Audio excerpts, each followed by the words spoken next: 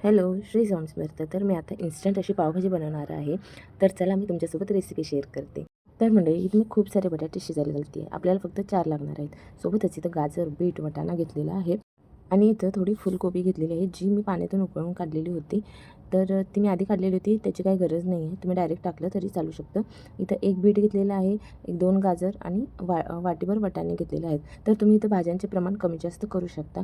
त्याच्यानंतर मी इथं बघा कसा जुगाड केलेला आहे. खाली बटाटे घातलेले आहेत आणि वरती अशा पद्धतीने भाजी घातली. सोबतच 2 टोमॅटो जे आपल्याला ग्रेव्हीसाठी लागणार आहेत, मोठे टोमॅटो होते त्यामुळे मी 2च घेतलेले आहेत. तेही याच्यासोबत मी वाफवून घेणार आहे. तर 2 ते 3 शिट्ट्या आपल्याला याच्या काढून घ्यायच्या आहेत. त्याच्यानंतर मी इथं शिमला मिरची एक अर्धी छान अशी बारीक चिरून घेतलेली आहे. 2 इंच आल्याचा तुकडा आणि 10-12 लसूण पाकळ्या करकर चिरून घेतलेल्या आहेत. तुम्ही इथं आलं लसूण पेस्ट वापरला तरी चालू शकतं. तोपर्यंत इथं 3 शिट्ट्या झालेल्या होत्या म्हणून मी कुकर बंद केला. त्याच्यानंतर वाफ काढून त्यातले 2 टोमॅटो जे होते ते साईडला केले आणि बाकी सर्व ज्या भाज्या होत्या त्या मी मॅश करून घेतलेल्या आहेत.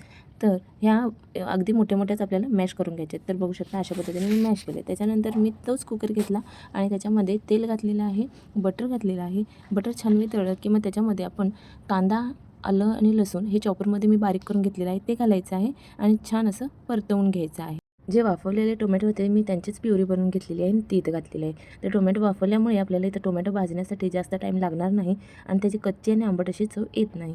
त्याच्यानंतर मी इथं मीठ घातलं, हळद घातली, सोबतच लाल तिखट आणि पावभाजी मसाला घातलेला आहे. तर ही पावभाजी 7-8 जणांसाठी पुरेल इतकी होते.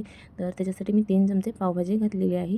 ही सर्व व्यवस्थित मिक्स करून घ्यायचं आहे आणि 1-2 मिनटं आपल्याला हे छान असं शिजू द्यायचं. त्याच्यानंतर याच्यामध्ये बारीक कट केलेली शिमला मिरची घालायची आणि सोबत उकडलेले 4 बटाटे घातलेले आहेत. ते अशा पद्धतीने मी मॅशरनं मॅश करून घेतले आणि व्यवस्थित मिक्स करून घेतलेले आहेत. तुम्ही भाजीसोबतही ह्याला मॅश करून मिक्स करून घेऊ शकता किंवा अशा पद्धतीने डायरेक्ट घालू शकता.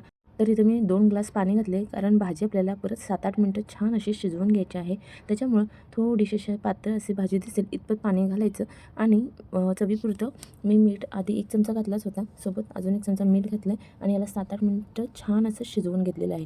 तर बघू शकता मस्त अशी आपली पावभाजी तयार झालेली आहे. वरून कोथिंबीर टाकायची, बटर टाकायचं आणि मस्त अशी पावभाजी तयार झालेली बघू शकता. कलरही किती सुंदर आलेला आहे.